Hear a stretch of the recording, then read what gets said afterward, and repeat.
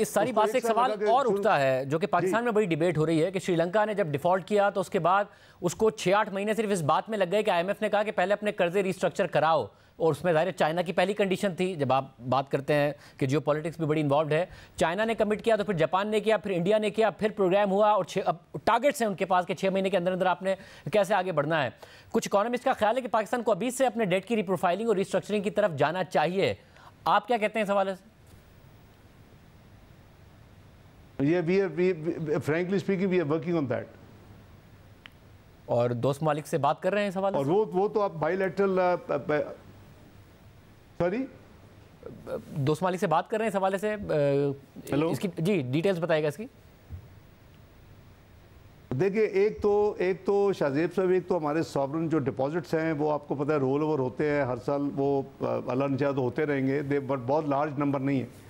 जो हमारे जो बायलैटरल डेट्स है, मल्टीलैटरल जो बायलैटरल डेट्स है, मल्टीलैटरल तो हमारे बड़े मुनासिब हैं परसेंटेज, आपने अभी नंबर्स भी शायद शुरू में गिनवाए थे। जो हमारे बायलैटरल हैं वो हमारे जो भी ममालिक दोस्त हैं उनके साथ हम इंशाअल्लाह we are in the process of engaging them कि जी हम उसको रीस्ट्रक्चर कर लें। जो अब जो टर्म है ना हेयर कट की, मैं अगेन उसके भी खिलाफ हूँ कि जी मैंने किसी का यानी 100 बिलियन देना है तो मैं उनको कौन जी हम तो दे नहीं सकते, तो वो तो फिर बहुत ही डिसग्रेसफुल है।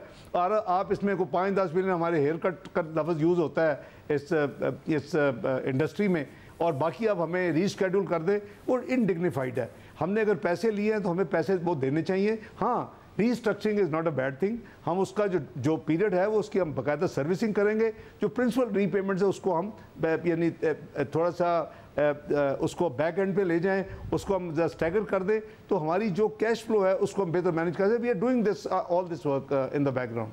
और डॉक्टर साहब, क्योंकि ज़ाहिर 9th रिव्यू में इतने प्रॉब्लम्स आए हैं, मगर अब ये भी इकोनॉमिस्ट की ख्याल है कि Pakistan 9th review, no 9th review, एक अगले टफ आईएमएफ प्रोग्राम में पाकिस्तान को जाना पड़ेगा। 9th रिव्यू हो गया तो शायद इतना मुश्किल ना हो, 9th रिव्यू ना हुआ तो बहुत ही मुश्किल हो, जिस तरह श्रीलंका के लिए टाइमलाइन के साथ सख्त शराइत हैं।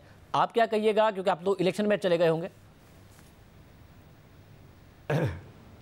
मेरी तो गुजारिश ये है कि इट विल बी अनफेयर कि अगर मैं कमेंट करूं, लेकिन मैं समझता हूं कि ये हमें 9th रिव्यू आई होप कि इंशाल्लाह इस महीने में हो जाए, कंक्लूड हो जाए, प्रोग्राम आगे ऑटोमेटिकली ख़त्म हो जाएगा, क्योंकि 3 साल का था, ये ऑलरेडी 4 साल तक ये 1 साल एक्सटेंड हो चुका है। और वो इसको गालबन विलिंग नहीं है कि इसको 1-2 महीने के लिए आगे ले जाके आपका 10वां 11 रिव्यू करके आपको 2 बिलियन दे दें। सो दैट्स फाइन, वो उनकी अपनी पॉलिसी है।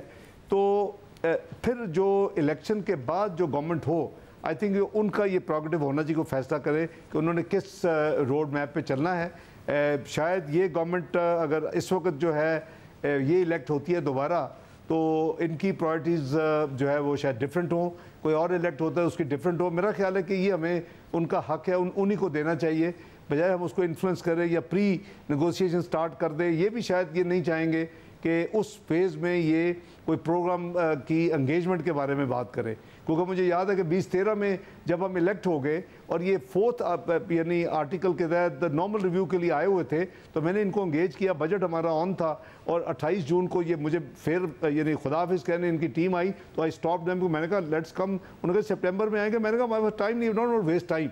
तो हमने अगले चंद दिन इनके साथ बैठ के 4 जुलाई को वी एग्रीड को कि हम बहुत ज़्यादा रिफॉर्म्स खुद ही अपने बजट में जो हमने अनाउंस किया 7 जून 2013 को, उसमें हमने कर दिए। तो देवर सरप्राइज के ये तो सॉरी 12 जून 2013 को, तो देवर सरप्राइज के आपने तो खुद ही आधे से ज़्यादा तो हमने रिफॉर्म्स खुद कर दिए थे।